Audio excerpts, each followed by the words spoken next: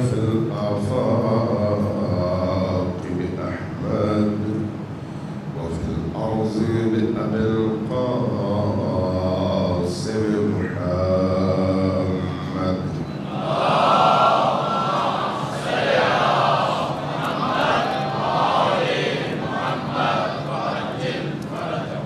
والصلاة والسلام على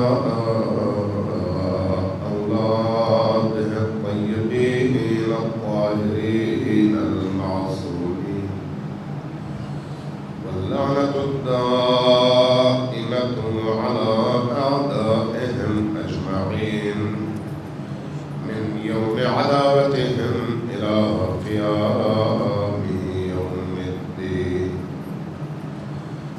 أما بعد، فقد قال رسول الله صلى الله عليه وآله وسلم: إن لقتل الحسين حرارة في قلوب المؤمنين لا تبرد أبدا.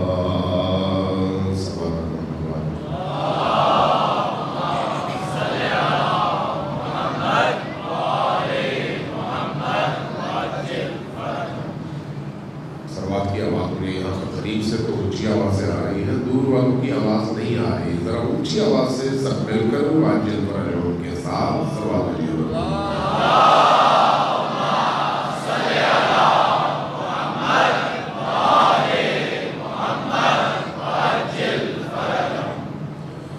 اللہ تبارک و تعالیٰ آپ کی اس آمد کو، اس نشست کو سننے کو، ہضم کرنے کو اور واپس جانے کو اپنی بارگاہ میں شرف قبولیت عطا فرمائے.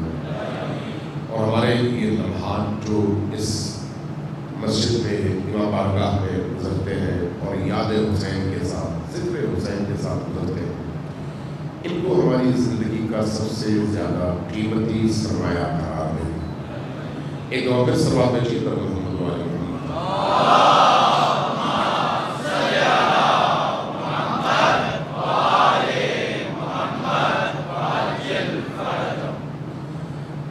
امام حسین علیہ السلام کی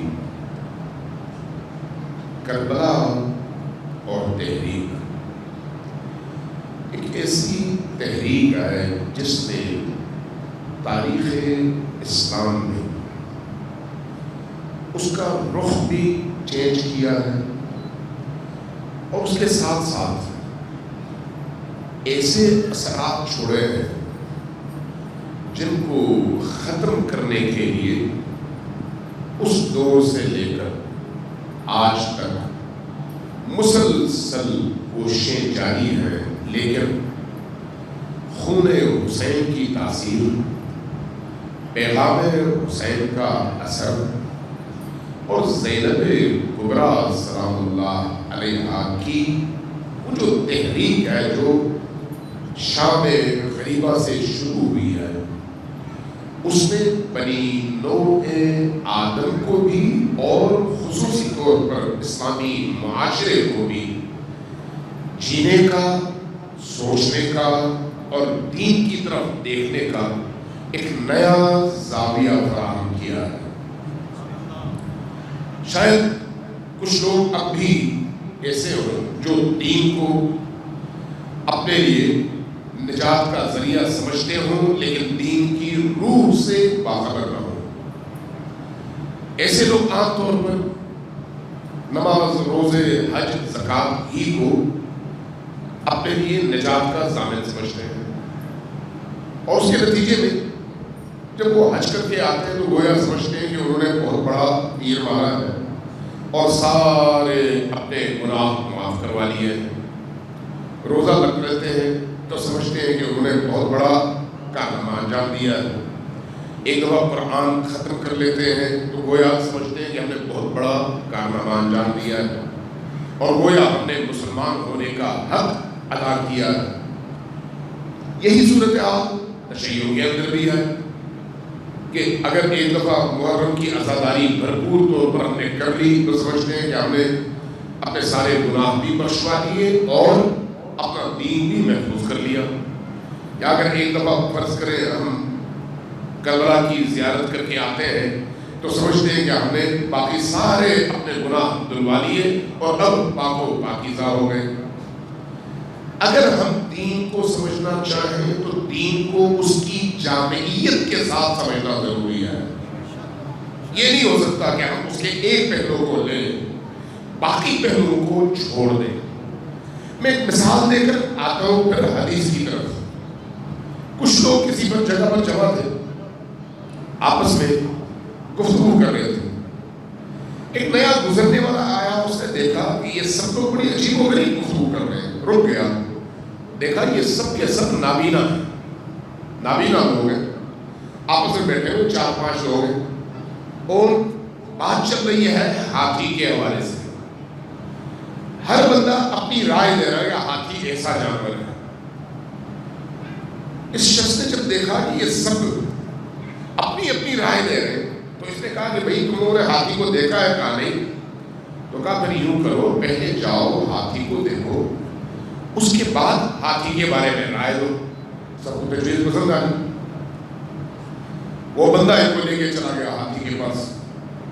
اب ان کے پاس آنکھیں تو تھی نہیں, انہوں نے کیسے ہاتھی کو سمجھنا تھا؟ محسوس کر کے. اور محسوس کرنے کا ذریعہ کیا ہے؟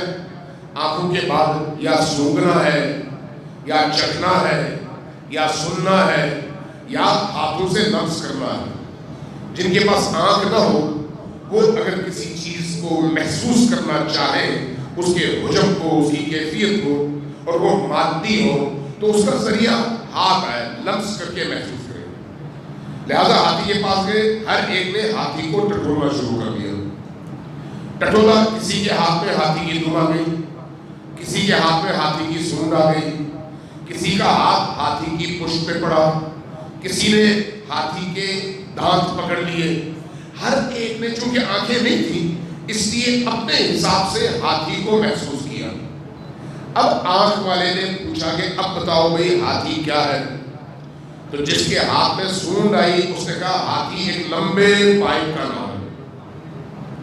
دوسرے سے پوچھا جس کے ہاتھ میں ہاتھی کے دانت آئے تھے, اس نے کہا ہاتھی ایک لمبے کیل کا نام ہے. تیسرے سے پوچھا اس کے ہاتھ میں ہاتھی کی ٹانگیں آئیں, تو اس نے کہا ہاتھی ایک بہت بڑے موٹے تازے ستون کی طرح کی چیز ہے. چوتھا جس کا ہاتھ ہاتھی کی پشت پہ پڑا اس نے کہا ہاتھی ایک مسطح میز کی طرح اونچی سی چیز ہے. ہمارا جو اسلام شناسی ہے وہ اس طرح کا ہے کہ جس کو جو رخ ملا اس نے اس کو اسلام سمجھا اور باقی رخوں سے اجتناب برتا یا غفلت برتی. جب ہم اسلام کی بات کرتے ہیں تو اسلام ایک جامع نظام کا نام ہے جس کا آغاز توحید سے ہوتا ہے, عقیدے کے اعتبار سے, اختتام عقیدے کے اعتبار سے معاد پر ہوتا ہے, اور جس میں عملی اعتبار سے آغاز طہارت سے ہوتا ہے, چاہے وہ طہارت جسمانی ہو یا روحانی ہو, اور اختتام تبرع پر ہوتا ہے چاہے کوئی بھی انسان ہو. یہ دین کا ایک جامع تصور ہے. دین کے اس جامع تصور کو جامع رکھ کر جب ہم دین کو سمجھتے ہیں تو دین کو درست طور پر ہم سمجھ پاتے ہیں. لیکن اگر ایسا نہ ہو تو پھر کوئی شخص اپنے ذوق کے مطابق کسی ایک عمل کو فالو کرتا ہے, باقیوں سے غفلت اختیار کرتا ہے, اور جب اس سے کسی اور عمل کے بارے میں کہا جاتا ہے تو وہ اس کا یا تمسخر اڑاتا ہے یا پھر کہنے والے اور دعوت دینے والے کو الزام اور مورد الزام ٹھہرانا شروع کر دیتا ہے. یہ تو یہ ہے, یہ تو وہ ہے. کوئی اگر غالی مزاج کا ہے تو دوسرے کو مقصر کہنا شروع کر دیتا ہے, اور اگر کوئی تھوڑا سا عقلی باتوں کو پسند کرتا ہے تو دوسرے کو غالی اور گمراہ کہنا شروع کر دیتا ہے. یہ سارے جو اس طرح کے اختلافات پیدا ہوتے ہیں, یہ کیوں پیدا ہوتے ہیں؟ اس لیے کہ دین کا جامع تصور ہمارے سامنے نہیں ہے. اگر ہم دین کو سمجھنا چاہیں اور اس کا جامع تصور اپنانا چاہیں تو اس کے لیے ضروری کیا ہے, اسوہ کیا ہے, نمونہ کیا ہے, اس کے لیے ماڈل کیا ہے؟ وہ یا نبی کی ذات ہے یا علی کی ذات ہے۔ اگر ہم نے نبی کی ذات سے دین کو لیا، اگر اس دین کو لینے کے بعد نبی کے ارتحال، نبی کی وفات، نبی کے وصال کے بعد اسی پر محدود ہو گئے تو تب بھی یہ تصور ناقص تصور ہے، کامل تصور نہیں ہے۔ لیکن اگر ہم نے نبی کے وصال کے بعد باقی ادوار میں آنے والے حالات، واقعات اور اس کے نتیجے میں امٹنے والے تصورات کو دین سمجھ لیا، لیکن اس سے پہلے خود نبی کی ذات میں اور نبی کے فعل کی صورت میں، نبی کے کلام کی صورت میں جو چیز ہمارے پاس آئی، چاہے وہ قرآن کی صورت میں ہو، چاہے وہ نبی کریم کی سیرت اور کلام کی صورت میں ہو، اگر اس کو اس میں شامل نہ کیا تو پھر بھی ہمارا تصور دین ناقص ہے، کامل نہیں ہے۔ تصور دین کب کامل ہوتا ہے؟ جب ہم نبی کی بعثت اور نبی کے مبعوث پر رسالت ہونے سے لے کر امام زمان علیہ السلام کے پردے غیب میں جانے تک اس پورے 250 سال کے عرصے کو اپنے لیے ایسا رول ماڈل سمجھیں کہ جو زمانہ عصمت ہے۔ توجہ ہے میں کیا سنوں؟ جو زمانہ عصمت ہے۔ زمانہ عصمت کا کیا مطلب ہے؟ اس دوران میں، یعنی پہلی وحی کے نزول سے لے کر امام زمان علیہ السلام کے پردے غیب میں جانے تک یہ جو 12 ائمہ کا وجود مقدس ہے، اور ان 12 ائمہ کے ساتھ ایک حضرت زہرا سلام اللہ علیہا کی عصمت اور دوسری خود نبی کریم علیہ السلام کی عصمت و امامت و ولایت و نبوت کا زمانہ، اس زمانے کو ابتدا سے لے کر انتہا تک جب ہم جامع طور پر اپنے لیے قابل قبول بنا لیتے ہیں تو پھر ہم دین کی روح تک بھی پہنچتے ہیں اور خود بھی کامل طور پر اہل دین بن پاتے ہیں۔ اس لیے ضروری ہے کہ ہم اس دین کو جامع انداز میں دیکھیں۔ اب میں ایک مثال دیتا ہوں۔ آج کا زمانہ کس کا زمانہ ہے؟ آج کا زمانہ نبی کریم کی امامت کا زمانہ نہیں ہے، امیر المؤمنین علی بن ابی طالب کی امامت کا زمانہ نہیں ہے، امام حسن اور امام حسین کی امامت کا زمانہ نہیں ہے۔ کس کی امامت کا زمانہ ہے؟ امام زمان کا، حجت خدا کا، مہدی برحق کا۔ آج ہم تصور کر لیتے ہیں کہ صبح امام زمان علیہ السلام کا ظہور ہوگا۔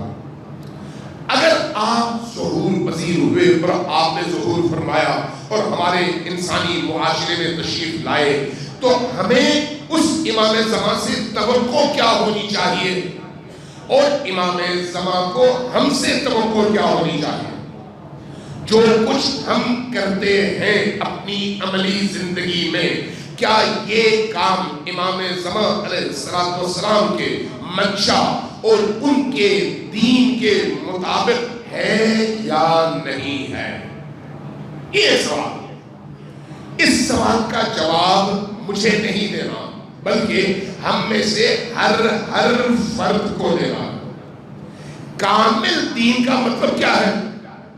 کامل دین کا مطلب یہ ہے کہ پیدائش سے لے کر موت تک میری زندگی کا ہر پل اور ہر لمحہ ان اصول اور ضوابط کے مطابق گزرے جو اصول اور ضوابط نبی کریم نے پیش فرمائے، علی و فاطمہ نے عمل کیا، حسن و حسین نے زندہ کیا، اور نسل بہ نسل ہوتے ہوتے یہ امانت امام عصر تک پہنچی، اور امام عصر سے لے کر آج تک فقہاء نے، علماء نے، مجتہدین نے، مراجع تقلید نے اور نائبین برحق امام زمان نے ان اصولوں، ان ضوابط اور زندگی کے ان روشوں کو زندہ رکھا تاکہ یہ دین کامل صورت میں ہم اپنا سکیں، اور جب ہمارے زمانے میں حجت خدا کا ظہور ہو تو ہم ایک دیندار کی حیثیت سے، مطیع کی حیثیت سے، مسلمان کی حیثیت سے،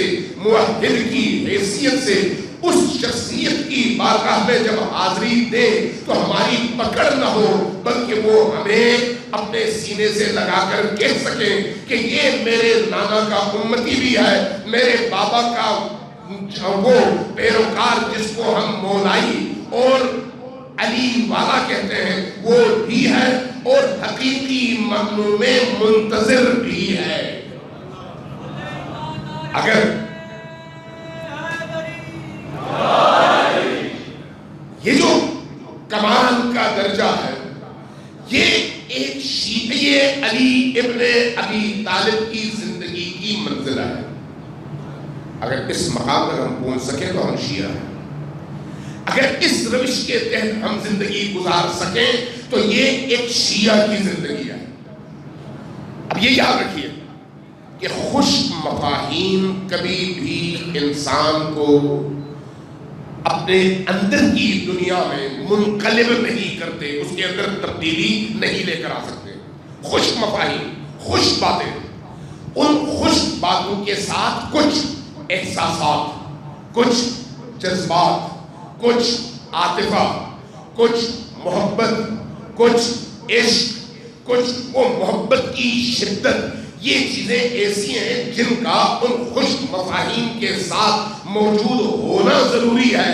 اگر یہ چیزیں ہوں تو پھر ہم میدان عمل میں حقیقی معنوں میں نبی کے امتی بھی بنتے ہیں اور علی کے مولائی بھی بنتے ہیں۔ کربلا،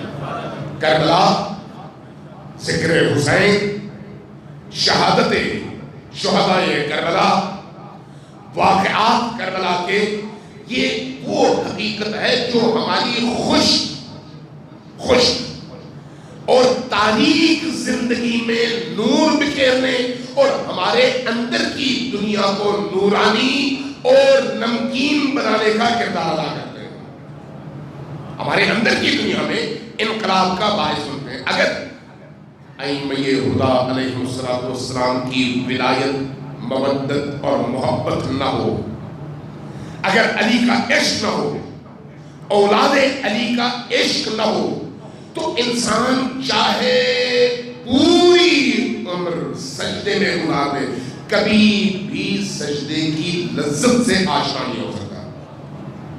وہ جو سجدے کی لذت ہے، وہ جو عبودیت کی لذت ہے، وہ جو بندگی کی لذت ہے، وہ لذت تب ملتی ہے جب انسان ان اولیاء اللہ، ان ائمہ اور ان اللہ کی حجتوں کے ذریعے سے اللہ تک پہنچ کر دکھاتا ہے۔ اسے یاد رکھیے، یہ جو سلسلہ ہے ائمہ اہل البیت کا، یہ انسانی معاشرے کے اندر اس طبقے کو باقی تمام طبقات سے اوپر اٹھاتا ہے جن کے دلوں میں یہ عشق موجزن ہو جاتا ہے۔ یہ عشق ایک ایسا عشق ہے جو انسان کو باقی تمام چیزوں سے بیگانہ کر دیتا ہے۔ یہ ایسا عشق، یہ ایک ایسی محبت ہے جو انسان کی زندگی سے باقی تمام محبتوں کو نکال دیتی ہے۔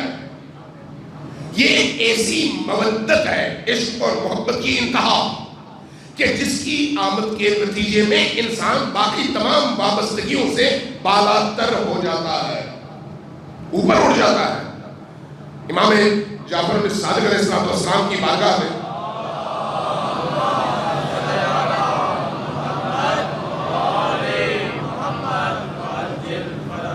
آپ کی سروات کی آواز ایسی نہیں ہے جو آپ کے موجودہ تعداد کا حق ادا کر سکے، ذرا اونچی آواز سے سروات دیجیے۔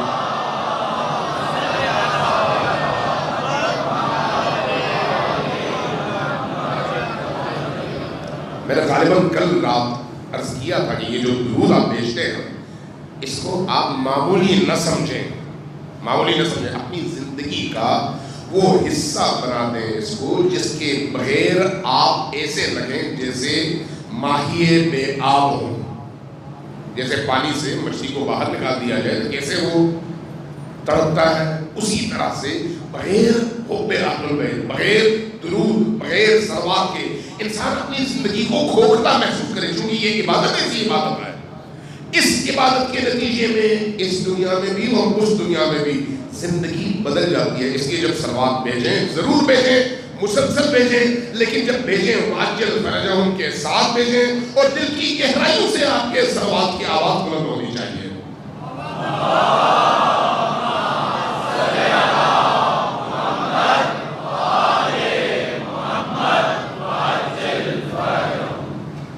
امام صادق علیہ السلام کی بارگاہ میں بندہ آیا، کہاں سے؟ عراق سے۔ امام کہاں پر ہیں؟ مدینہ منورہ میں۔ کس لیے آیا؟ امام کی زیارت کے لیے۔ امام کی زیارت کی، جب بیٹھا تو امام نے چونکہ کتنے دور سے وہ آئے ہوئے تھے، اس لیے ان کی خوب آوت کی، احترام کیا، عزت دی، سوال و جواب کیے، پوچھا کہ عراق کے کس علاقے میں رہتے ہو؟ اس نے جواباً عرض کیا کہ فلان علاقے میں رہتا ہوں۔ اچانک امام نے ایک سوال اٹھایا، فرمایا کہ کیا تم عراق میں رہتے ہو؟ میرے جد امجد حسین ابن علی کی زیارت کے لیے جاتے ہو یا نہیں جاتے ہو؟ ذرا سوچیں، امام صادق علیہ السلام کے جد کون ہیں؟ امیر المومنین علی بن ابی طالب۔ آپ کے نانا کون ہیں؟ آپ کے دادا یا نانا رسول پاک۔ آپ نے امام حسین ہی کے حوالے سے کیوں پوچھا؟ سوال ہے کیوں پوچھا؟ اس لیے کہ حسین ابن علی کا جو مقام ہے اور جو معنوی اثر ہے وہ عجیب و غریب ہے، وہ انسان کو زندہ کر دیتی ہے، وہ محبت، وہ حیات بخشتی ہے۔ نہیں پوچھا نجف جاتے ہو میرے جد کی زیارت کے لیے؟ پوچھا کربلا جاتے ہو امام حسین کی زیارت کے لیے یا نہیں جاتے؟ عرض کیا یا رسول اللہ، جی بہت چاہتا ہے، جانا چاہتا ہوں، لیکن میں جس علاقے میں رہتا ہوں وہاں سے کربلا تک کے فاصلے میں یہ علاقے واقع ہوتے ہیں، اور وہاں پر ناصبیوں کی بہت بڑی تعداد ہے، اور اگر وہاں سے میں گزروں تو وہ عام طور پر محبان حسین کو مار دیتے ہیں، اس کی جان کے اس خوف کی وجہ سے میں جا نہیں پاتا۔ فرمایا کہ پھر میرے جد کو یاد کیسے کرتے ہو؟ کیسے یاد کرتے ہو؟ عرض کیا یہ رسول اللہ، گھر کی چھت پہ چڑھتا ہوں، کربلا کی طرف رخ کرتا ہوں، رخ کر کے کہتا ہوں السلام علیکم یا ابا عبداللہ حسین، اے حسین ابن علی، آپ پر میرے دل کا سلام۔ جب عرض کیا کہ میں اس طرح سے سلام کرتا ہوں، فرمایا کہ تم ہمارے حقیقی شیعہ ہو، تم ہمارے حقیقی پیروکار۔ بڑی محبت دی۔ جب یہ شخص عراقی اٹھنے لگا تو کہا کہ یا رسول اللہ میں ایک مشکل میں ہوں۔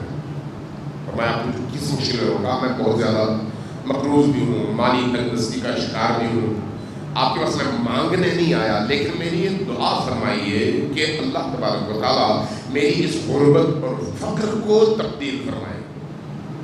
آپ مسکرائے، چونکہ امام ہے، معصوم ہے، حکیم ہے، اس لیے ان ہستیوں کا کوئی بھی فعل اور کوئی بھی کلام حکمت سے خالی نہیں ہے۔ جب حکمت سے خالی نہیں ہے، مسکرائے، مسکرا کر فرمایا میں تو جانتا ہوں، جو تمہیں جانتا ہوں، میں سمجھتا ہوں کہ دنیا کے امیر ترین لوگوں میں تمہارا شمار ہوتا ہے، اور تم اپنے آپ کو فقیر اور تنگدست کہہ رہے ہو۔ یہ کہا تو کچھ شخص بڑا حیران ہوا، کہا کہ یا رسول اللہ مجھے سمجھ نہیں آئی اس کا مطلب کیا ہے؟ آپ نے یقیناً حق بات فرمائی ہے، لیکن اس کا مطلب مجھے سمجھا دیجیے کہ میں دنیا کا اگر امیر ترین فرد ہوں تو اس کا مطلب کیا ہے، کیسے ہوں؟ فرمایا یہ بتاؤ، اگر تمہیں کوئی شخص آ کر آفر کرے، پیشکش کرے کہ تم علی کو چھوڑ دو، تمہیں دنیا کی ساری دولت ہم دیتے ہیں، کیا کرو گے؟ علی کو چھوڑو گے یا نہیں چھوڑو گے؟ یہ شخص عاقل تھا، سمجھدار تھا، کچھ دیر خاموش رکا، سوچا، اس کے بعد جب اپنے اندر دل سے گواہی لی، یہ ذہن میں رکھیں، ہم عام طور پر جذباتی ہو کر فوراً جواب دے دیں نہیں ایسا نہیں ہو سکتا، لیکن عملی میدان میں کھڑے رہنا آسان نہیں ہوتا۔ عملی میدان میں میں نے بڑے بڑے فن خان دیکھے ہیں جو بڑی آسانی سے پھسل گئے، بڑی آسانی سے. اس سے پہلے بڑے دعوے دار تھے, بڑے ہی مولائی بنے کرتے تھے, لیکن جب وقت مصیبت آئی, جب امتحان کا وقت آیا, جب آزمائش کا وقت آیا, جب جان ہتھیلی پر رکھ کر میدان میں کھڑے رہنے کا وقت آیا, تو پھر دوستیاں یاد آ گئی, اقتدار یاد آ گیا, کرسی یاد آ گئی, سیٹ یاد آ گئی, عہدہ یاد آ گیا, ترقی یاد آ گئی, پیسہ یاد آ گیا, ارد گرد کے معاشرے کے لوگوں کی زبانیں یاد آ گئی. وہ کیا کہے گا, ترقی کو کیا ہوگا, پیسے کو کیا ہوگا, بزنس کو کیا ہوگا, میری ترقی رک جائے گی, میری سیٹ پر کسی اور کا قبضہ ہو جائے گا. نتیجتاً مولائیت ایک طرف رہ گئی اور ان چیزوں نے اس کو اپنے حصار میں لے لیا. کب پتہ چلتا ہے؟ جب آزمائش ہوتی ہے. اس لیے اپنے اندر جھانک کر جب میں دیکھوں گا تو مجھے اپنے آپ کو بار بار آزمانا پڑے گا, بار بار آزمانا پڑے گا. ایک دفعہ اپنے اندر جھانکا اور اس کے بعد عرض کیا کہ یا رسول اللہ, میں نے اندر جھانک کر اپنے اندر دیکھ لیا ہے, مجھے کسی بھی صورت میں اگر پوری دنیا مل جائے تو علی کو چھوڑنا اس لیے قبول نہیں ہے کہ علی ہاتھ سے نکل گئے تو سب کچھ نکل گیا, علی مل گئے تو پورا عالم مل گیا.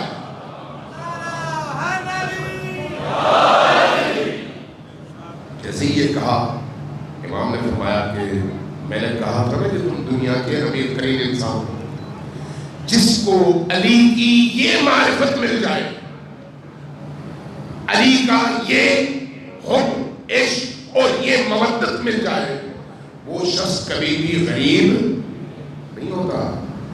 غربت کا تعلق مال سے نہیں ہے, غربت کا تعلق جائیداد سے نہیں ہے, غربت کا تعلق زمینوں اور پراپرٹی سے نہیں ہے. غربت کا تعلق انسان کے دل سے ہے, انسان کی سوچ سے ہے. اس چیز کو یاد رکھ لیں. کبھی بھی کسی دولت مند کی دولت سے مرغوب نہ ہو, کسی بڑی گاڑی والے کی گاڑی سے مرغوب نہ ہو, کسی کے آگے پیچھے پھرنے والے گارڈز اور اس کی جو پروٹوکول ہیں ان سے کبھی بھی مرغوب نہ ہو. یہ چیزیں, یہ ساری کی ساری چیزیں آپ کے چھوٹے پن کو ثابت کرتی ہیں, بڑے پن کو نہیں, بڑے پن کو نہیں. ایک سمپل سی مثال دیتا ہوں, خود نبی کریم کے دور میں نبی کریم صلی اللہ علیہ وسلم کی بارگاہ میں ایک شخص حاضر ہوا. وہ شخص قریش کے بڑے بڑے سرداروں میں سے ایک سردار کا بیٹا, بڑی جائیداد. آگے عرض کیا یا رسول اللہ, یا رسول اللہ, میں جوان ہوں, آپ کی بارگاہ میں آیا ہوں, میں چاہتا ہوں میں شادی کر لوں. تو میری نگاہ اس پر پھیری کہ میں جب شادی کرنا چاہتا ہوں تو ادھر ادھر کیوں جاؤں, میں جب اتنا بڑا سردار ہوں تو آپ ہی سے آپ کی دختر کا رشتہ مانگوں, تو اس لیے آپ کی بارگاہ میں حاضر ہوں. اب جس گھر میں بیٹی ہوتی ہے رشتے کا آنا نیچرل ہے. لہذا نبی کریم نے جب یہ سنا تو مسکرا کے فرمایا کہ میری بیٹی کا رشتہ طے کرنا اللہ کے ہاتھ میں ہے, یہ میرا اختیار نہیں ہے. اس لیے اللہ جہاں چاہے گا جب چاہے گا اس کا عقد ہو جائے گا, اس لیے میں اللہ کے حکم کا منتظر ہوں. یہ شخص اپنے اسی دولت کے نشے میں, اقتدار کے نشے میں, جائیداد کے نشے میں سمجھا کہ رسول اللہ کوئی اس کو ٹال رہے ہیں, لہذا بات کرنی شروع کر دی. کہا کہ یا رسول اللہ, میرے پاس اتنی حویلیاں ہیں, میرے پاس اتنے باغات ہیں, میرے پاس اتنے اونٹ ہیں, اور وہ بھی 100 بالوں والے اونٹ ہیں, میرے پاس اتنی جائیداد ہے, اگر یہ شادی ہو جائے تو میں آپ کی بیٹی کو بڑا خوش رکھوں گا. پہلے نبی کریم کا بیہیویئر بہت طرح کا تھا, بڑے ادب اور بڑے عزت اور احترام کے ساتھ فرمایا یہ اللہ کے اختیار میں ہے. لیکن اب جب اس شخص نے ایک جائز طریقے کو چھوڑ کر ان چیزوں پر اپنی بنیاد رکھی جن کا تعلق اس مادی دنیا سے ہے اور وہ انسان کو بڑا نہیں کرتی, تو نبی کریم کا بیہیویئر بھی بدل گیا. فرمایا تم مجھے اپنی جائیداد اور اس پراپرٹی سے مرغوب کرنا چاہتے ہو؟ زمین سے کچھ سنگریزے اٹھائے، یوں پھینکا، جیسے ہی دستے مبارک سے یہ سنگریزے ٹکرائے، ہوا میں بکھرے، تو دیکھنے والوں نے سب نے دیکھا کہ یہ موتیوں اور ہیرے جواہرات میں بدل گئے. اور اس کے بعد فرمایا تم اس دولت پر اتراتے ہو جو ہمارے قدموں کی دھول ہے. اللہ تبارک و تعالی نے اس پورے عالم اور اس عالم کے تمام خزانوں کو اگر خلق فرمایا ہے تو وہ ہمارے قدموں کی دھول کی برکت ہے. انسان اپنی روح کے اعتبار سے بڑا ہوتا ہے، پیسے سے نہیں. انسان اپنی کرسی، اقتدار، شہرت سے بڑا نہیں ہوتا، بلکہ اپنی معرفت سے بڑا ہوتا ہے. انسان اللہ کی بارگاہ میں اگر مقرب ہوتا ہے تو اس قرب کی بنیاد اس کے اندر کی پاکیزگی ہے، اس کے اندر کا تقوی ہے، اس کے اندر کی طہارت ہے. جو انسان جتنا پاکیزہ اتنا بلند، جو انسان جتنا کثیر اتنا بس اور اتنا ہی بدتر. اس کی معیار ائمہ خدا اور اسلام کی نگاہ میں وہ باطن کی پاکیزگی ہے. لیکن اس باطن کی پاکیزگی تک پہنچنے کے لیے جو بنیادی ترین شرط ہے وہ شرط عشق علی و آل علی ہے. اس عشق کے بغیر کوئی شخص اس مقام تک نہیں پہنچ سکتا.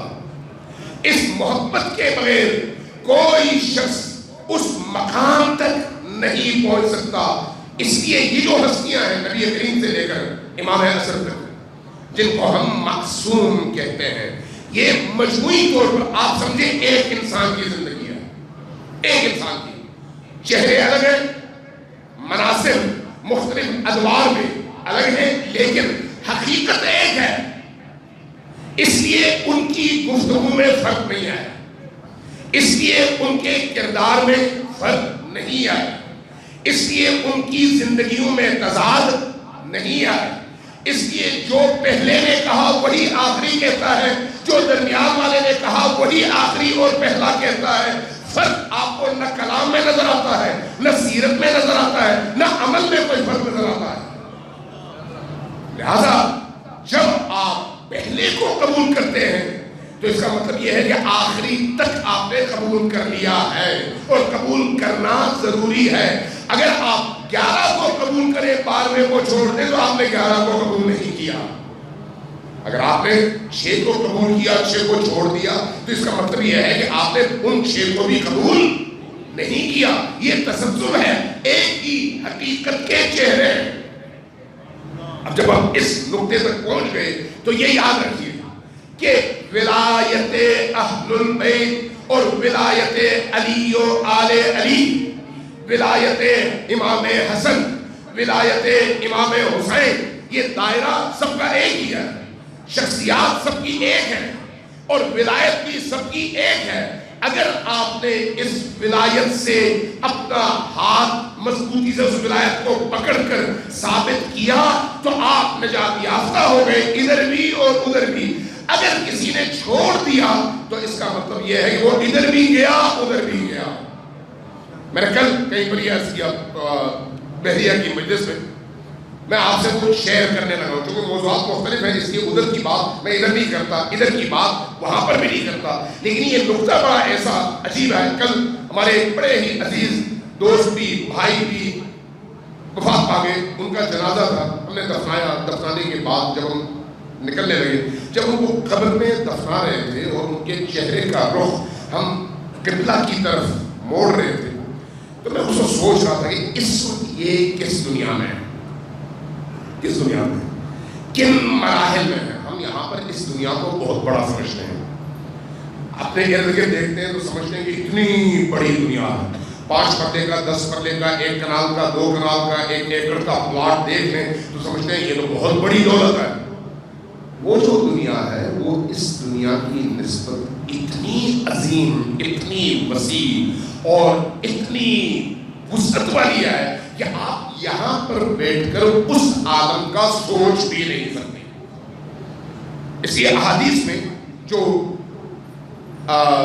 موازنہ کیا گیا ہے وہ ایسے ہے کہ جس طرح کی نسبت ماں کے پیٹ کی ہے اس دنیا کے ساتھ، کہ ایک بچہ جب اس دنیا میں آتا ہے تو کہاں سے آتا ہے؟ شکم مادر سے۔ ماں کے پیٹ میں جو اس کی حیثیت ہے وہ اس کو اپنی پوری دنیا اور پوری زندگی سمجھتا ہے، لیکن اس دنیا میں آتا ہے تو اس دنیا کی وسعتیں اس کو بتا رہی ہوتی ہیں کہ وہ دنیا تو بہت چھوٹی اور حقیر دنیا تھی۔ اسی طرح سے جب انسان اس دنیا سے اس دنیا میں منتقل ہوتا ہے تو اس دنیا میں جانے کے بعد پتہ چلتا ہے کہ وہ دنیا کتنی عظیم دنیا ہے اور کتنی وسیع دنیا ہے۔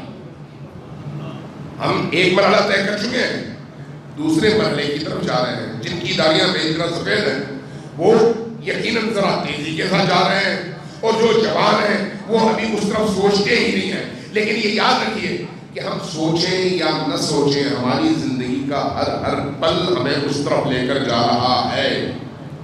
آپ روز سنتے اور پڑھتے ہیں کہ فلاں شخص مر گیا، فلاں جوان ایکسیڈنٹ میں مر گیا، فلاں جوان کو گولی لگ گئی مر گیا، فلاں جوان حادثے کا شکار ہو گیا، فلاں جوان سیلاب میں بہہ گیا۔ آج کل تو سیلاب میں بہنے کی وجہ سے آنے والی موتوں کی تعداد اتنی زیادہ ہو گئی ہے کہ آدمی یہ روتے کھڑے ہو جاتے ہیں۔ اس طرح کی کیفیت تو پوری دنیا میں ہے، صرف پاکستان میں نہیں۔ موت اتنی سستی ہے، اس لیے بھولیے گا نہیں کہ کل ہم نے بھی دفن ہو جانا ہے، اس لیے اس کل کے آنے میں کتنی دیر ہے مجھے نہیں معلوم، لہذا اس کل کا انتظار میں شعوری طور پر کروں، شعوری طور پر، بے خبری میں نہیں۔ تو جب میں وہ مرحوم کو دفنا رہے میں سوچ رہا، اچانک میرے ذہن میں حدیث آ گئی۔ وہ حدیث کیا ہے؟ میں یاد کرنے لگا آیات قرآنی کو، احادیث نبوی کو اور امیر المؤمنین کی احادیث کو۔ آیات قرآنی بھی ہمیں بتاتی ہیں کہ ان کی مرضی کے بغیر کچھ نہیں ہے، احادیث بھی بتاتی ہیں کہ ان کی مرضی کے بغیر کوئی رحمت کا دروازہ کھلتا نہیں ہے۔ اور حدیث جو میں نے پڑھی، جو مجھ تک پہنچی، جو میں نے کتابوں میں دیکھی، وہ میں عرض کروں کہ امیر المومنین نے ایک عجیب جملہ فرمایا، عجیب جملہ فرمایا، من یمت یرنی، جو بھی اس دنیا سے اس دنیا میں منتقل ہوتا ہے تو اس انتقال سے پہلے اسرائیل کا چہرہ دیکھنے سے پہلے علی ابن ابی طالب کو دیکھتا ہے۔ اور یہ صرف امیر المومنین سے مختص نہیں ہے، نبی کریم کو دیکھتا ہے، امیر المومنین کو دیکھتا ہے، امام حسن اور امام حسین کو دیکھتا ہے، اور اگر سید ہو، محرم ہو تو یقیناً حضرت زہرا سلام اللہ علیہا کو بھی دیکھتا ہے۔ یہ یاد رکھیے،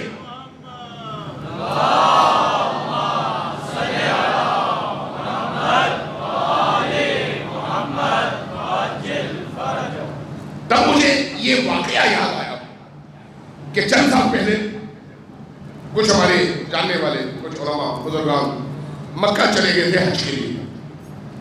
انہوں نے یہ واقعہ نقل کیا، بعد میں میں نے کہیں پر پڑھا بھی، دونوں طرح سے مجھ تک بات پہنچی کہ مطاف میں خانہ کعبہ کے سامنے بیٹھے ہوئے تھے، کوئی قرآن پڑھ رہا تھا، کوئی دعا کر رہا تھا، کوئی کچھ اور کر رہا تھا۔ کہہ رہے اس رستہ میں ہم دو دوست بیٹھے ہوئے تھے، ایک عراقی تھے اور ایک ایرانی تھے، دونوں عربی میں ایک دوسرے سے گفتگو کر رہے تھے۔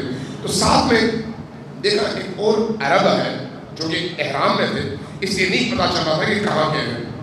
بڑی حزین آواز میں دعائے ابو حمزہ سمالی پڑھ رہے تھے۔ دعائے ابو حمزہ سمالی کیا ہے؟ حضرت امام زین العابدین علیہ السلام کی تعلیم کردہ وہ دعا ہے جو ابو حمزہ سمالی کو آپ نے ہدیہ فرمایا، اور وہ دعا وہ ہے جس کو پڑھنے کے بعد اگر انسان اپنی روح میں اتار سکے تو وہ اس دنیا کا نہیں رہتا، اس دنیا کا ہو جاتا ہے۔ ایسی دعا، ایسی مناجات جس میں انسان غرق ہوتا ہے اللہ کی توحید، اللہ کی ربوبیت، اللہ کی بندگی اور اللہ سے راز اور نیاز کی لذتوں میں۔ ایک ایسی اعلیٰ ترین دعا عام طور پر ہمارے اولیاء اللہ बड़े बड़े उलमा, बड़े बड़े आरिफ इस दुआ को नमाज शब में, नमाज तहज्जुद में, अपने नमाज के कुनूत में पढ़ते हैं। और जब इस दुआ को आप आगाज करते हैं तो अगर आप आराम आराम से पढ़ें तब भी आपको 70 से 75 मिनट लगते हैं इस दुआ को खत्म करने में। कोई इतनी मुख्तसर दुआ नहीं है कि नहीं। हमने देखा कि हमारे साथ में बैठा हुआ शख्स बड़ी हसीन आवाज में दुआए अबू हमजा सुनाई पड़ रहा है। मैंने उनसे पूछा, वो अरब दोस्त बताने लगे आलिम, कि मैंने उनसे पूछा कि भाई आप कौन हैं? कहा कि मैं मिस्री हूँ, मिस्र से आया हूँ। मैंने अपना तारुफ करवाया, कहा मैं इराकी हूँ, शिया हूँ, और ये मेरा दोस्त ईरानी है, शिया है। आप मिस्री शिया हैं? कहा कि हाँ। तो कहा मिस्र में तो शिया बहुत कम होते हैं, आपका? कहा कि हाँ, मैं भी शिया नहीं था, शिया हुआ हूँ। जब ये कहा तो कहा जरा फिर अपना तारुफ करवाइए ताकि हमें भी तो पता चले कि आप क्यों शिया हुए। तो वो मुस्कुराया, कहा कि आपने कारी अब्दुल बासित अब्दुल समद का नाम सुना है? कहा कि हाँ मैंने सुना। कहा जानते हैं ना कि वो कौन सी शख्सियत? कहा हाँ, पूरे आलम इस्लाम में मारूफ है, इतना बड़ा और अजीम कारी जिसको अरब और अजम सब जानते हैं। कहा कि मैं उनका बेटा हूँ। कहा मैं उनका बेटा हूँ। तो मैंने कहा वो तो अहले सुन्नत थे, तो आप फिर शिया हो गए, कैसे हुए? कहा इस बात को छोड़ दें कि वो अहले सुन्नत थे या नहीं थे, मैं शिया हूँ। मैंने फिर तजस्सुस हुआ, मैंने पूछा आप कैसे शिया हुए? उन्होंने बड़ी दिलचस्प बात बताई। कहा कि मेरे वालिद का इंतकाल हुआ, हमने उनको दफनाया। मुझे अपने वालिद से बहुत अकीदत और बहुत मोहब्बत थी, तो जब हमने उनको दफनाया घर आए तो मैं बहुत रो रहा था। रोते रोते नींद आ गई, सो गया। मैंने अपने वालिद को देखा कि एक मकाम पर बहुत पशेमान और परेशान खड़े हैं। मैंने पूछा कि अब्बाजान क्या हुआ, आप क्यों यहाँ पर इस परेशानी के आलम में खड़े हैं? तो कहा कि दुनिया में मैंने कुरान की बड़ी खिदमत की है, कुरान की तरवीज की है, कुरान को फैलाया है, लोगों के दिलो दिमाग को कुरान की आयत के जरिए से नूरानी किया है। अब इसलिए कुरान के उस अमल के नतीजे में अल्लाह ने जो मकाम रखा हुआ है उस मकाम तक मेरी पहुंचने की आरज़ू है, लेकिन मैं यहाँ पर रुक गया हूँ, मुझे फरिश्ते आगे जाने नहीं देते। मैंने पूछा कि वजह क्या है? जवाब में मेरे वालिद ने मुझसे कहा कि उस आलम में जो भी मकाम हो, उस मकाम तक पहुंचने की जो चाबी है और दरवाजा है, वो दरवाजा विलायत अली है। जिसके दिल में विलायत अली है वो पहुंच सकता है, और जिसके दिल में विलायत अली न हो वो रोक दिया जाता है जब तक अली इजाजत न दे।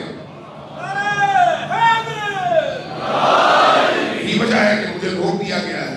कहा जब मैं बेदार हुआ, मैंने ये पढ़ा, अहादीस का मुताला किया, अमीरुल मोमिनीन की जिंदगी का मुताला किया, तो मैं इस नतीजे पर पहुंचा कि मुझे विलायत अली के दायरे के अंदर दाखिल होना चाहिए, वरना मैं भी फंस जाऊंगा। लिहाजा मैंने आकर अमीरुल मोमिनीन की विलायत को कबूल किया, और उसके नतीजे में आज मैं अहलुल बैत का शीदाई भी हूँ और आशिक भी हूँ।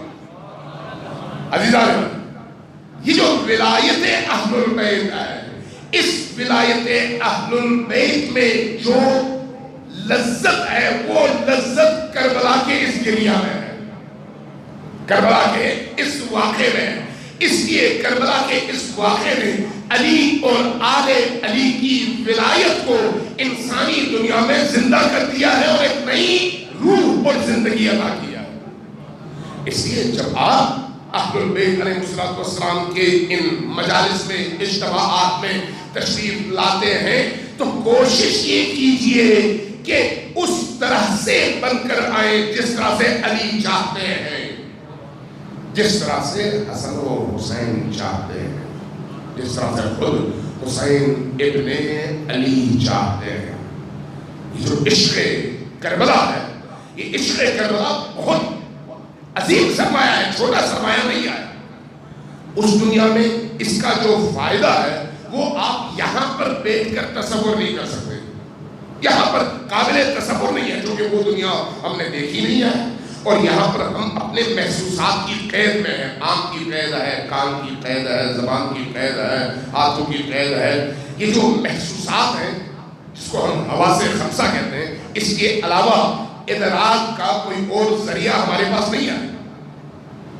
آپ اس عالم کو کس طرح سے سمجھتے ہیں؟ یا دیکھ کر سمجھتے ہیں، دیکھے نہیں تو سمجھ نہیں سکتے، یا سن کر سمجھتے ہیں، سن نہ سکے تو سمجھ نہیں سکتے، یا چھو کر سمجھتے ہیں، چھو نہ سکے تو سمجھ نہیں سکتے، یا چکھ کر سمجھ سکتے ہیں، چکھ نہ سکے تو آپ ادراک نہیں کر سکتے، فہم حاصل نہیں کر سکتے۔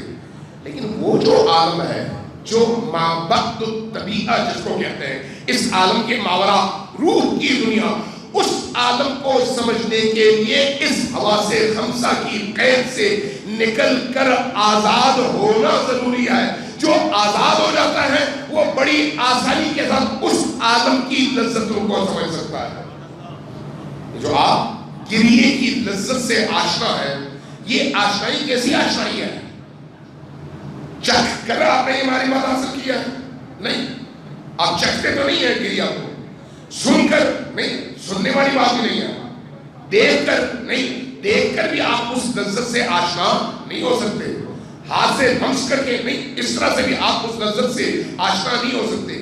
یہ جو گریہ بر حسین کی لذت ہے، اس لذت سے آشنائی کے لیے آپ کی روح کا زندہ ہونا ضروری ہے۔ یہ روح زندہ ہے تو اس لذت سے آشنا ہے۔ اگر اس لذت سے آشنا ہے تو ترقی کا اور آگے بڑھنے کا اور پرواز کرنے کا رستہ اس انسان پر کھل جاتا ہے۔ سب آئیے محمد والی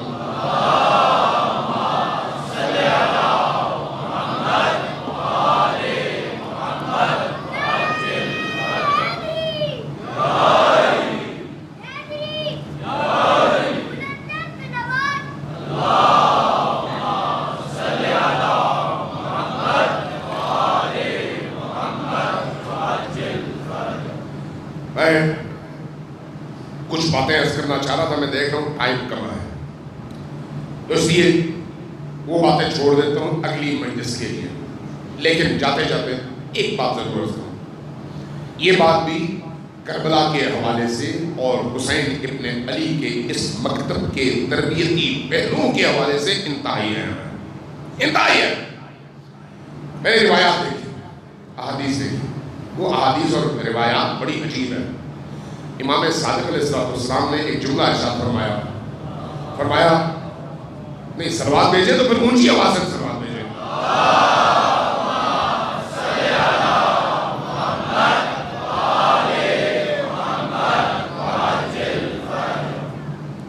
فرمایا کہ یاد رکھو، جب کبھی میرے جد حسین ابن علی کا نام سنو، توجہ چاہیے آپ کی، جب کبھی میرے جد حسین ابن علی کا نام سنو تو سب سے پہلے کام کرو، وہ کیا ہے؟ فوراً پڑھو صلی اللہ علیہ یا ابا عبداللہ، اللہ کا آپ پر سلام اور آپ پر درود ہو اے ابا عبداللہ الحسین۔ پوچھا یا رسول اللہ اس کا فائدہ کیا ہوگا؟ فرمایا اللہ تبارک و تعالیٰ اس ایک جملے کی ادائیگی کے نتیجے میں تمہیں زائر حسین کا ثواب ادا کرے گا۔ لہذا جب کبھی ہم مجلس میں بیٹھے ہیں تو مجلس میں بیٹھ کر یہ جملہ جیسے ہی ہم حسین ابن علی علیہ السلام کا نام سنے، کتنی دیر لگتی ہے؟ 5 سیکنڈ نہیں لگتے۔ صلی اللہ علیہ یا ابا عبداللہ الحسین، صلی اللہ علیہ یا ابا عبداللہ الحسین پڑھے تاکہ اس ثواب میں شریک ہو، وہ اجر ہم محروم اس سے نہ ہو۔ دوسرا جملہ فرمایا جب کبھی اصحاب حسین کا نام آئے، جب کبھی تمہارے کانوں میں کبھی حر کا نام سننے کو ملے، کبھی حبیب ابن مظاہر کا نام سننے کو ملے، کبھی بریر کا نام سننے کو ملے، کبھی کسی اور صحابی کا نام سننے کو ملے، جیسے ہی اصحاب کربلا کا نام سنو فوراً کہو اللہ کی بارگاہ میں کہ وہ جو ہم عموماً اپنی دعاؤں میں کرتے ہیں اور پڑھتے ہیں، یا لیتنی کنت معکم، یا لیتنی کنت معہو، یا لیتنی کنت معک۔ اے کاش میں آپ کے ساتھ ہوتا، فَأَفُوزُ فَوْزًا عَظِيمًا، جس کے نتیجے میں اس فوز عظیم تک پہنچتا۔ یہ کیا ہے؟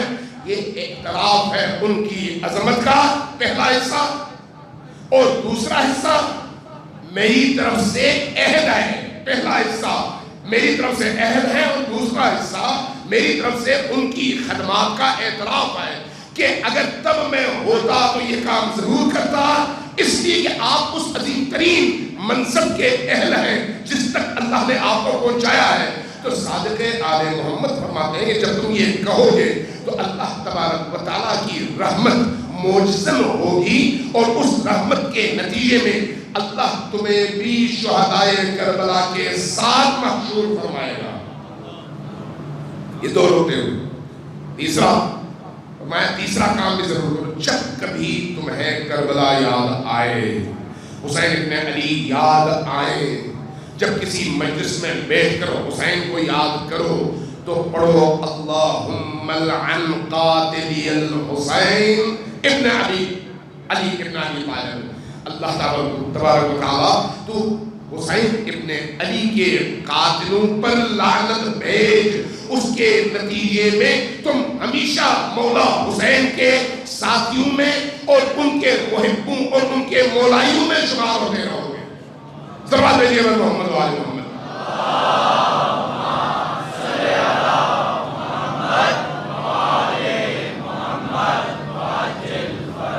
یہ مکتبہ کربلا ہے، یہ تربیت گاہ ہے، کربلائی تربیت گاہ۔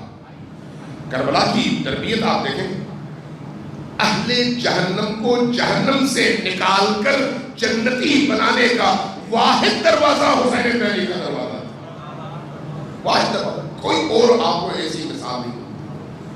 اللہ تبارک و تعالیٰ نے حسین ابن علی کو وہ مقام عطا کیا ہے کہ اس کے نتیجے میں جہنم میں گرنے والوں کا ہاتھ حسین تھامتے ہیں اور جہنم سے نکال کر نجات کے ساحل تک پہنچا دیتے ہیں۔ جس کی زندہ مثال کون ہے؟ حر ابن یزید ریاحی۔ کون سا حر؟ حر کوئی معمولی شخصیت نہیں ہے، اپنے زمانے کا بہت بڑا سپہ سالار، اپنے زمانے کا بہت بڑا کمانڈر ہے، اپنے قبیلے کا سردار ہے، اپنے زمانے کا مشہور و معروف انسان ہے، کوفے کا رہائشی ہے۔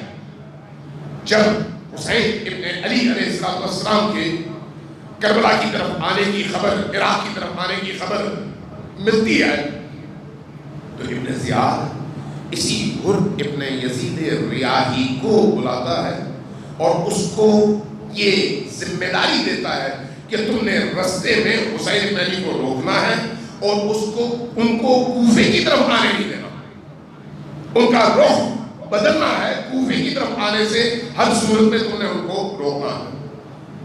یہ حر ابن یزید ریاحی فرزند علی کو روکنے کے لیے کوفہ سے نکل رہا ہے، فرزند علی کو روکنے کے لیے۔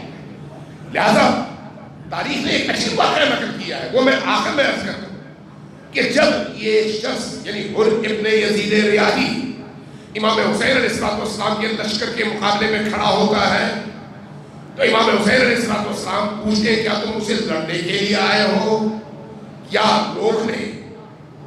کہتا ہے کہ یا رسول اللہ میں آپ کو جانتا ہوں، میرے دل میں آپ کا احترام ہے، آپ کی عظمتوں سے واقف ہوں، میں آپ کو روکنا نہیں چاہتا، لڑنا تو دور کی بات، لیکن میری مشکل یہ ہے کہ مجھے یہ ذمہ داری دی گئی ہے کہ آپ کو کوفہ پہنچنے سے میں روکوں، اس لیے آپ مجھے اجازت دیجیے کہ میں ابن زیاد کو خط لکھوں، وہ میری ذمہ داری کا تعین کریں گے، اس کے بعد میں نے کرنا کیا ہے اس کے مطابق میں آپ سے بات کروں گا کہ مجھے کیا کرنا ہے اور آپ کو کس طرح جانا ہے۔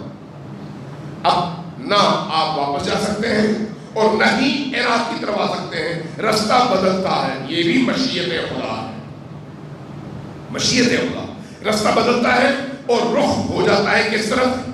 کربلا کی طرف۔ لیکن ایک چیز بڑی عجیب ہے اس دوران میں، جب حر حسین ابن علی کے قافلے کو روکتا ہے اور ذرا آواز بلند ہوتی ہے، امام حسین علیہ السلام کو حر کے لہجے کی تلخی ناگوار گزرتی ہے، اور اس کے بعد حسین ابن علی علیہ السلام ایک جملہ ارشاد فرماتے ہیں کہ حر تمہاری ماں تم پر روئے تم مجھے روکو گے؟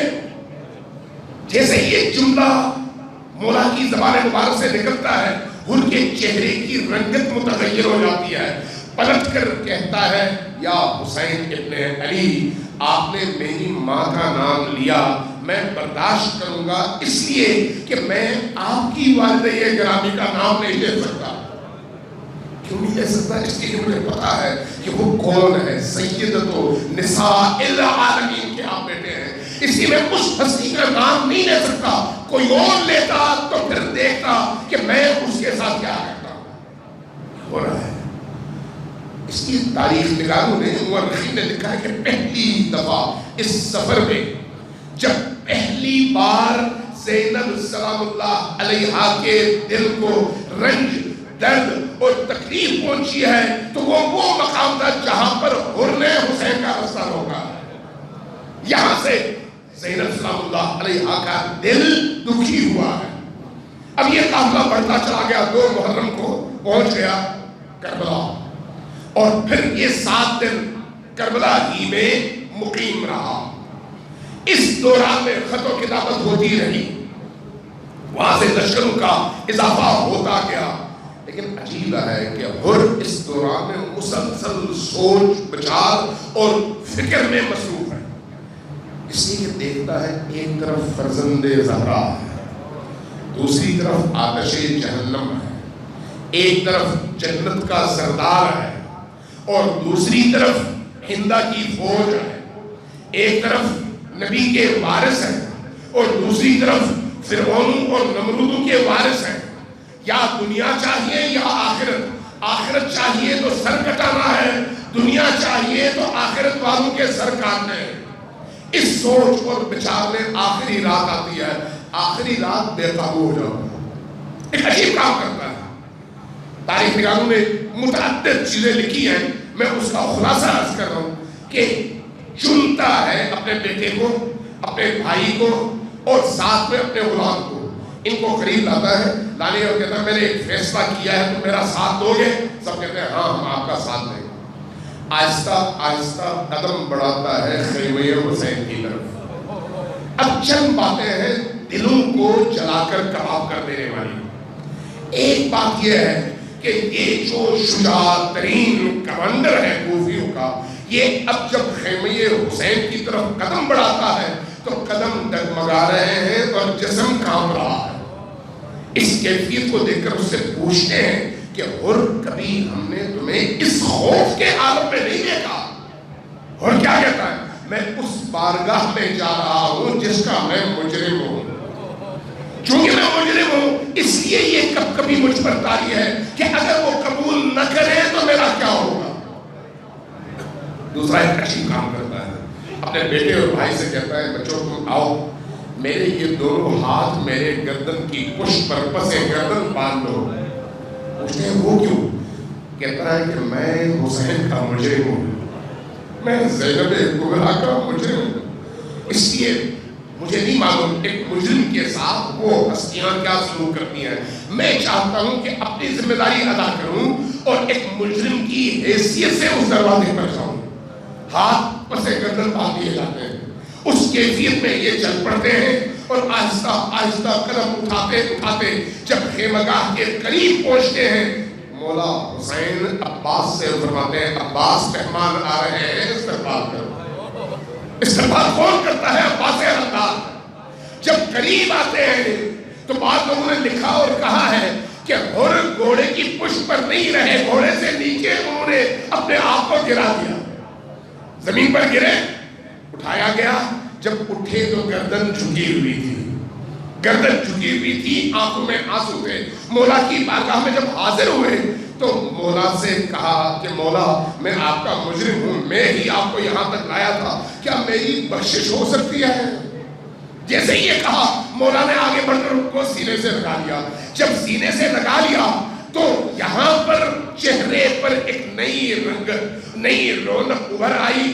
عرض کیا مولا میں نے آپ کی بہن زینب کا دل دکھایا ہے، کیا مجھے اجازت ہے کہ میں اہل البیت کی ان مخدرات سے بھی اپنی معافی کی درخواست کر سکوں؟ جیسے ہی خیمے زینب تک آئی، زینب کو خبر ملی کہ حر آئے ہیں، زینب استقبال کے لیے آئی. زینب نے فرمایا اے حر، تم جب حسین کے ساتھ مل گئے تو تمہارے سارے گناہ دھل گئے. اب ذرا سوچئے صبح عاشور کیا ہوا. حر جس نے قافلے حسین کا انتخاب کیا ہے، مولا کی بارگاہ میں حاضر ہوتے ہیں اور عرض کرتے ہیں مولا مجھے معلوم ہے کہ میں آپ کا مجرم ہوں، آج آپ کا ساتھی ہوں، لیکن میں چاہوں گا کہ سب سے پہلے قربانی میں اپنے آپ سے شروع کروں. کیا کرو گے؟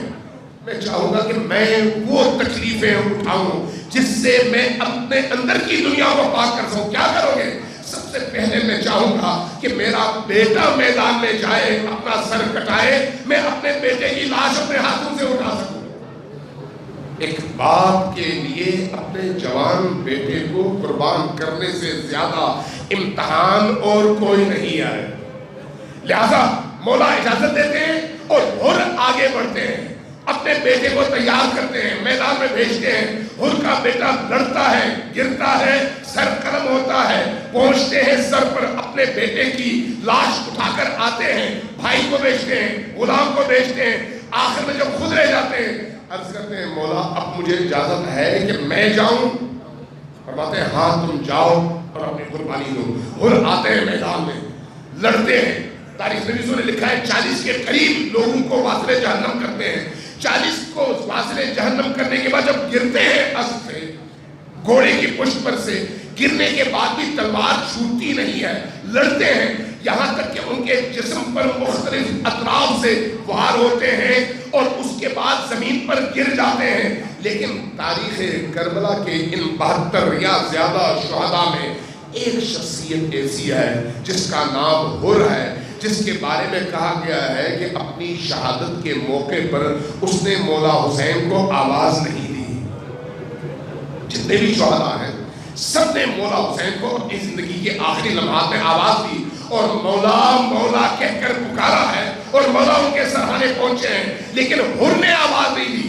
جب پوچھا گیا کہ کیوں، جواب کیا ملتا ہے؟ جواب ملتا ہے کہ حر کو اندر سے شرمندگی تھی کہ میں نے جس مولا کو اس مقام تک پہنچایا ہے میں کس منہ سے ان کو پکاروں. آنکھیں بند ہیں، چہرہ خون آلود ہے. اچانک ایک نرم ہاتھ محسوس کرتے ہیں، آنکھیں کھولتے ہیں، کیا دیکھتے ہیں؟ مولا کا زانو ہے، آپ کے ہاتھ ہیں اور حر کا سر ہے زانوئے حسین پر. آنکھیں کھولتے ہیں، کھول کے جمال حسین کو دیکھتے ہیں، دیکھ کر عرض کرتے ہیں مولا جب میں کوفہ سے نکل رہا تھا تو میرے پیچھے سے ایک آواز آئی تھی، میں نے پلٹ کر دیکھا مجھے کوئی دکھائی نہیں دیا، میں آگے بڑھا پھر آواز آئی، میں نے پلٹ کر دیکھا کوئی دکھائی نہیں دیا، میں آگے بڑھا پھر آواز آئی، پلٹ کر دیکھا کوئی دکھائی نہیں دیا. مولا نے پوچھا تمہیں آواز کیا آئی؟ جواب ملا میں جب پیچھے مڑ کر دیکھتا تھا کسی کو موجود نہیں پاتا تھا، لیکن میرے کانوں میں آواز آتی تھی حر اس جس سفر پر جا رہے ہو اس سفر میں شہادت کی موت تمہیں مبارک ہو. جب میں یہ منظر دیکھتا تھا تو سوچتا تھا کہ میں تو حسین کے مقابلے میں جا رہا ہوں، تو پھر یہ آواز کیسی آواز ہے؟ حسین ابن علی فرماتے ہیں کہ حر تم حقیقی معنوں میں حر ہو، تمہارا نام تمہاری ماں نے درست طور پر حر رکھا ہے، تم آزاد ہو، تم اہل بہشت میں سے ہو. یقین کرو کہ کچھ دیر کے بعد جب تم جاؤ گے تو تمہارا سر ہوگا، میرے نانا کا زانو ہوگا، تمہارا منہ ہوگا اور میرے بابا علی ابن ابی طالب کے ہاتھ میں جام کوثر ہوگا اور تم جام کوثر سے سیراب ہو رہے ہو. انا للہ و انا الیہ راجعون وسیعلم الذین ظلموا ای منقلب ینقلبون